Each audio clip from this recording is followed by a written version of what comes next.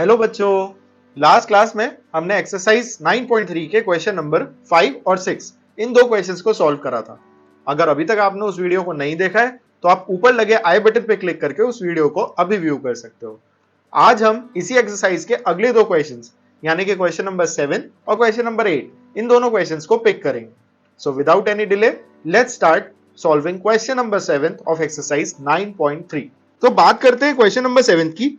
Question number 7 में हमें दिया गया है if diagonals of a cyclic quadrilaterals are diameters of the circle. तो सबसे पहले हम एक काम करते हैं, एक साइक्लिक क्वाड्रिलेटरल बना लेते हैं। तो ये तो हुआ हमारा सर्कल और हमसे बोला गया है कि अगर डायगोनल्स जो कि साइक्लिक क्वाड्रिलेटरल के हैं are diameters of the circle, तो हम अज्यूम करते हैं let's say A B C and D, these are like the 4 points where your cyclic quadrilateral is touching the circle। तो इन चारों को ज्वाइन कर लेते हैं। So ABCDs are cyclic quadrilateral. अगर इसके diagonals are running through the diagonal of the circle, ये हमने बनाए A से C के ऊपर डायगोनल और B से D के ऊपर डायगोनल, और ये दोनों ही सर्कल के डायमीटर से होकर गुजर रहे हैं। Let's name it point E। We need to prove that it is a rectangle। हमें ये प्रूव करना है कि ये पर्टिकुलर फिगर ABCD एक रेक्टेंगल है। तो इसको प्रूव करना बहुत सिंपल है। देखिए हम इसको कैसे प्रूव करते हैं। तो हम सबसे पहले बात करेंगे कोई दो ऑपोजिट ट्राइंगल्स की। ये दो डायगोनल्स बेसिकली इस पूरे के पूरे क्वाड्रिलेटरल को 4 ट्राइंगल्स में ब्रेक कर रहे हैं। हम कोई भी दो ऑपोजिट ट्राइंगल्स को पिक करेंगे। Let's say we pick in triangle BEA and CED। इन दोनों ट्राइंगल्स की हम बात कर रहे हैं। इन दोनों ट्राइंगल्स को हम किसी तरीके से कॉन्ग्रुएंट प्रूफ करने का ट्राई करेंगे। तो इनको कॉन्ग्रुएंट प्रूफ करने के लिए देखते हैं हमारे पास में क्या क्या ऐसी चीजें हैं जो कि कॉमन है। तो सबसे पहले तो EA side, EB side, EC side और ED साइड, ये चारों ही साइड एक दूसरे के बराबर होंगी। रीजन, क्योंकि ये चारों ही इस सर्किल की रेडियसेस है। So we can write EA will be equal to EC and EB will be equal to ED। Why? Both are radii of the circle. Also, angle AEB will be equal to angle CEDK। Why? Because दोनों ही angle X बना रहे हैं, और X में जो opposite angles होते हैं they are called vertically opposite angles which are always equal। So these are vertically opposite angles। तो एक साइड, दूसरी साइड और एक एंगल, और एंगल कौन सा? Included angle. तो हम देख रहे हैं ये साइड को हमने इसके इक्वल प्रूफ करा है, इस साइड को इसके इक्वल प्रूफ करा है, और हमने जो एंगल को इक्वल प्रूफ करा है these are the included angles. So yes, by SAS criteria हमारे ये दोनों ही ट्राइंगल्स यानी कि triangle BEA is congruent to triangle CED।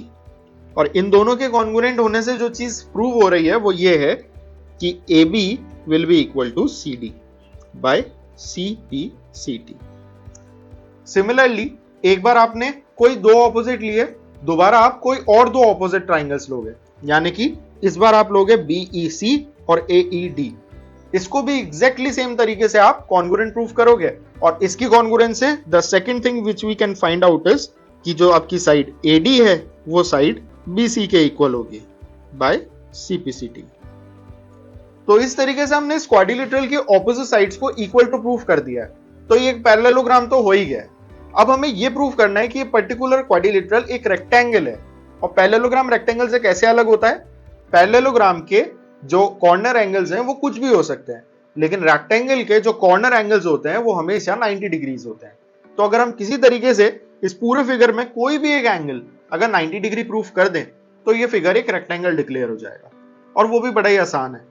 वो आसान इसलिए है क्योंकि हमें ये दिया हुआ है कि BD and AC both are passing through the diameter of the circle, और अगर हम डायमीटर को कॉर्ड मानते हुए किसी भी सर्कल के ऊपर कोई एंगल एक्सटेंड करते हैं तो वो एंगल हमेशा 90 डिग्री होता है। This is the basic theorem of a circle. So we can write now angle ADC will be equal to 90। ADC भी 90 होगा। इस सेम तरीके से DCB, CBA और BAD ये चारों ही एंगल 90 डिग्रीज होंगे, क्योंकि चारों ही डायमीटर के अक्रॉस बनने वाले एंगल्स हैं जो कि सर्किल को टच कर रहे हैं। सो हमको तो किसी भी एक एंगल को भी अगर हमने 90 प्रूफ कर दिया तो हमारा पर्पस तो सॉल्व हो जा रहा है। So we can write angle ADC is equal to 90. Why? Diameter of the circle subtend right angle at the circle.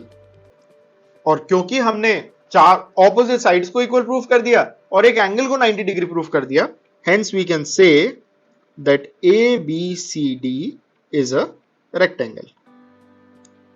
और इसी के साथ ही आपका क्वेश्चन नंबर 7 सॉल्व हो जाता है. Now let's move to question number 8 of this exercise. So question number 8 में भी हमें एक स्टेटमेंट दिया गया है.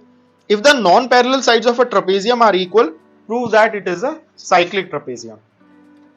अब सबसे पहली बात तो यह आती है कि ट्रेपेजियम क्या होता है. वैसे तो हमने इसको इनिशियल वीडियोस में कवर किया था, बट इनकेस अगर आप भूल गए हो तो हम इसको दोबारा रिवाइज कर लेते हैं. ट्रेपेजियम एक ऐसा क्वाड्रिलेटरल है जिसके कोई दो पेयर ऑफ ऑपोजिट साइड्स जो होती हैं वो एक दूसरे के पैरेलल होती है. यानी चारों साइड्स, ऑपोजिट साइड्स के दो पेयर बनेंगे किसी भी क्वाड्रिलेटरल में, राइट. तो दो पेयर में से कोई भी एक पेयर जो होगा वो एक दूसरे के पैरेलल होगा. सो लेट्स सपोज अगर हम बात करते हैं ट्रेपेजियम की, let's create one. Let's say this is your trapezium ABC and D. अब हमें क्वेश्चन में क्या दिया हुआ है कि इस ट्रेपेजियम की जो नॉन पैरेलल साइड्स हैं, जाहिर सी बात है हम देख के बता सकते हैं कि AB जो साइड है वो CD के पैरेलल है. तो हम बात कर रहे हैं नॉन पैरेलल साइड्स की, यानी AD की और BC की. तो हमें ये दिया हुआ है कि AD is equal to BC. We need to prove that this quadrilateral is a cyclic trapezium. तो अब ये अगर ये साइक्लिक ट्रेपेजियम होगा तो इसके ऑपोजिट एंगल्स का सम कितना होगा? 180 डिग्रीज. तो अगर हम किसी तरीके से ये प्रूफ कर दें कि इस पर्टिकुलर फिगर में एंगल B एंगल D के इक्वल है, एंगल B और एंगल D का सम 180 डिग्री है, या एंगल A और एंगल C का सम 180 डिग्रीज है, तो ये एक साइक्लिक क्वाड्रिलेटरल हो जाएगा. तो चलिए इसके लिए हम सबसे पहले एक छोटा सा कंस्ट्रक्शन करते हैं. और हम कंस्ट्रक्शन क्या करेंगे? We will draw AM perpendicular to DC and BN perpendicular to DC. यानी हमने A और B पॉइंट को यूज करते हुए जो नीचे जो बेस था CD उसके ऊपर परपेंडिकुलर्स ड्रॉ करें. So this would be something like this. Let's say this is your AM and this is your BN. ये छोटा सा कंस्ट्रक्शन हमें करना है. अब इसके बाद में हम आते हैं प्रूफ पे. तो अब हम बात करेंगे triangle ADM and triangle BCN की. ADN और BCN ट्राइंगल के अंदर अगर हम किसी तरीके से इन दोनों को कॉन्ग्रुएंट प्रूफ कर दें तो उससे हमारा एक बहुत बड़ा पर्पस सॉल्व हो जाएगा. क्या पर्पस सॉल्व होगा वो हम आगे देखेंगे. सबसे पहले हम इन दोनों ट्राइंगल्स को कॉन्ग्रुएंट प्रूफ करने का ट्राई करते हैं. सो इन दोनों ट्राइंगल्स में हमें गिवन है कि AD जो है वो BC के इक्वल है. This is given in the question. Angle AMD will be equal to angle BNC. ये क्यों होगा? क्योंकि ये हमारे कंस्ट्रक्शन से दोनों ही राइट एंगल्स हैं, which is equal to 90 degree by construction. और तीसरा जो लाइन AM है वो लाइन BN के इक्वल होगी. क्यों?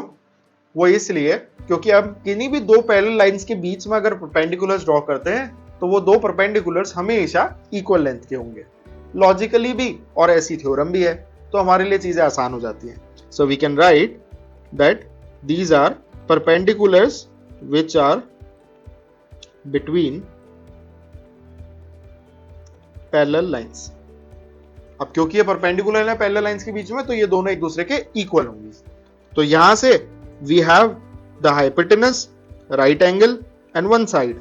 सो बाय RHS क्राइटेरिया हमारे जो ट्राइंगल ADM है वो कॉन्ग्रुएंट होगा ट्राइंगल BCN के. और अगर ये दोनों ट्राइंगल्स कॉन्ग्रुएंट हैं तो हमारा ये जो एंगल D है वो एंगल C के इक्वल होगा बाय CPCT. इसकी हमें हेल्प मिलेगी, और वो कैसे मिलेगी उसके लिए हमें ट्रेपेजियम की एक बड़ी छोटी सी प्रॉपर्टी पता होना जरूरी है. ट्रेपेजियम की जो प्रॉपर्टी है, और इनफैक्ट ये ट्रेपेजियम की प्रॉपर्टी नहीं है, आप इसको इस तरीके से देख सकते हो कि ये जो लाइन AB है और लाइन CD है ये एक दूसरे के पैरेलल है. तो ऐसे में ये जो लाइन BC है ये इसके लिए एक ट्रांसवर्सल का काम कर रही है, और ट्रांसवर्सल होने की वजह से इसके इंटीरियर एंगल्स का जो सम होगा वो 180 डिग्रीज होगा. Because we know interior angles on the same side of transversal are equal to 180 degrees. So we can write angle ABC plus angle BCN. Angle ABC plus angle BCN, this will be equal to 180 degrees. Why? Because these are interior angles on the same side of the transversal. So ABC plus BCN 180 है. अब हम already angle BCN को angle D के equal proof कर चुके हैं. So we can replace angle BCN by angle ADM. Let's say this is our equation number 1. So we can write by equation 1 angle BCN is equal to angle ADM. So angle ABC plus angle ADM is equal to 180 degrees. और अगर हम ध्यान से देखें इस figure में तो ABC और ADM ये दोनों ऑपोजिट एंगल्स हैं और इस तरीके से हमने एक क्वाड्रिलेटरल के ऑपोजिट एंगल्स को 180 डिग्रीज प्रूफ कर दिया है. So this is definitely a cyclic quadrilateral. So we can write hence ABCD is a cyclic quadrilateral. और ऐसा क्यों? बिकॉज हमारी थ्योरम हमें यही तो कहती है कि इफ ऑपोजिट एंगल्स का जो सम है वो 180 डिग्रीज है then that is definitely a cyclic quadrilateral. और इस तरीके से आप क्वेश्चन नंबर 8 को भी सॉल्व कर सकते हो. सो अगर आपको इन दोनों क्वेश्चन में कोई भी डाउट होता है you can post it in the comment section and we'll answer it out. And if you like the content of the video don't forget to like and share the video and subscribe our channel. Thank you.